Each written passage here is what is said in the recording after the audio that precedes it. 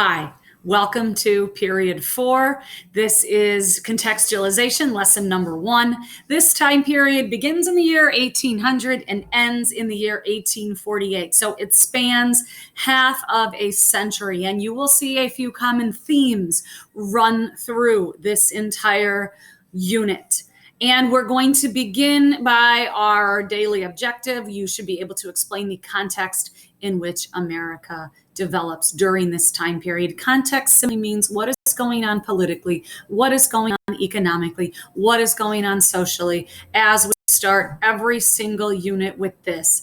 First off, this idea of how America changes into a participatory democracy. In this time period, you will see the idea of what it means to be common man begin to change.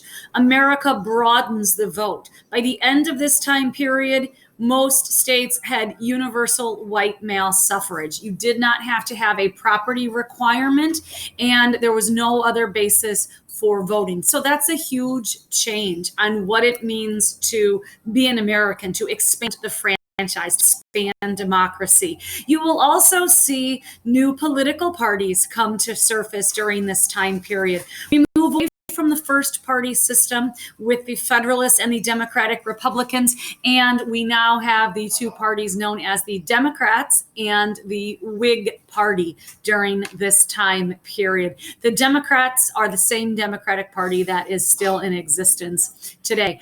Our second key concept is about culture and how culture develops and how we begin to develop a culture that is very distinctly placing an emphasis on the ideas of the individual. Two cultural ideas that become popular in both art and literature are the two movements known as Romanticism and Transcendentalism, and they both focus on the power of the individual. So hopefully you're seeing a little bit of a theme.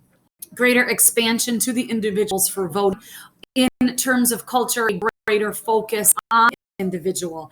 Keep that in mind. Although we have this more national culture, Northern culture, Southern culture, Western culture still have very distinct regional identities. That's one of the things that makes us very unique as a country, is that we have distinct regional cultures.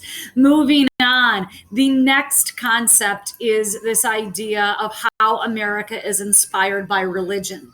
Keep in mind, America has always been a religious country, going back to the Puritans when they came here. But the Second Great Awakening focuses the power of the individual to determine their own salvation. So again, there's the power of the individual, the power of the person. So because of this great idea and revival of religious sentiment and its emphasis on individual change, groups began to form during this time period, and we lump these all together and call this an age of reform. These groups want to tackle the problems of American society. They want to rid America of the societal evil known as alcohol. They want to abolish slavery. They want to bring about the end of the political suppression of women. So we see this era, this explosion of reform during the years 1800 to 1848. Our next topic that we delve into is economics. We've done politics, we've done culture, we've done society. We're looking at economics. America during this time period has an explosion of new technology in terms of factories and in terms of transportation, which helps lead to the market revolution. The market revolution is simply a term that refers to the ideas of factories, and they bring workers together under one roof. And you actually will then go to work. You will not work from home. Some of these new technologies I mentioned are the steam engine, telegraph, cotton gin, new transportation systems, the building of the National Road, the building of the Erie Canal begin to really link America together. And you can transport goods across distances, thus helping to contribute to more of a national culture that we talked about earlier. Moving Moving on, the next key concept is how the market revolution impacts society. The wealth of the market revolution creates a new class of people known as the middle class. They are more affluent, they have more free time than the impoverished working class, but they don't have the wealth of the economic elite. And that, again, is something that we still have today, the idea of a middle class. Because society shifts so drastically during the market revolution, it begins to divide the world into two spheres. One for men that exists outside of the home, a political sphere, a public sphere, and one that exists inside the home for women, a private sphere. So this idea of the role of women begins to shift. This idea is known as the cult of domesticity, and it accentuates domestic feminine values over equality. So women almost take a step back in terms of their status. Moving on to next key concept is again how economic development shapes settlement and trade patterns, unifying the nation and encouraging the growth of different regions. This idea of linking America using roads and transportation networks is an idea in part that's called the American system. The American system attempts to link America through trade, tariffs, a national bank again becomes necessary. At the same time that the country becomes unified, the country also becomes deeply divided because the North begins to become predominantly manufacturing and banking, and the South still has a cotton-based economy, and in the West, it is still predominantly farming and agriculture. Moving on, the next key concept is delving into foreign policy and how America is beginning to assert itself on a global level during this time period. In a bold move, the United States announces what is known as the Monroe Doctrine.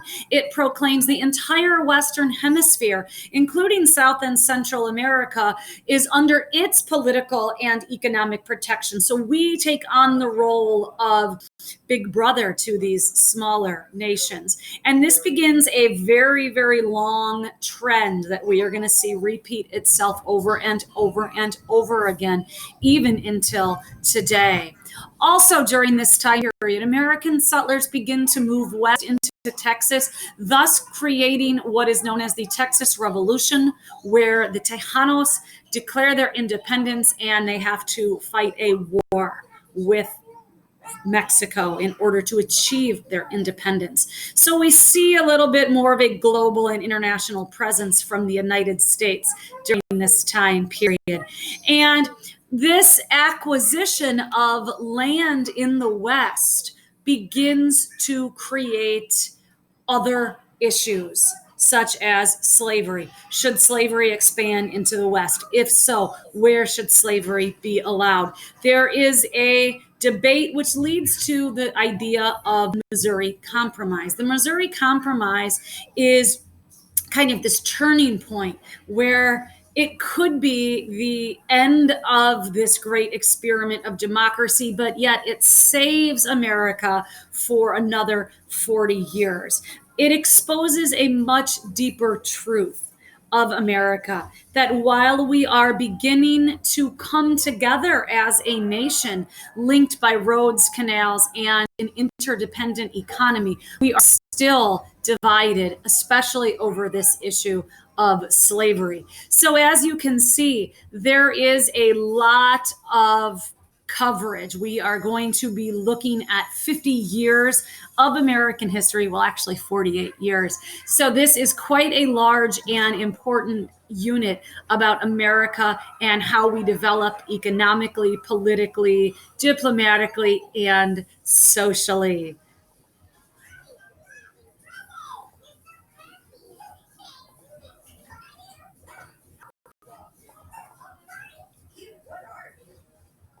Don't tell me that whole thing didn't tape.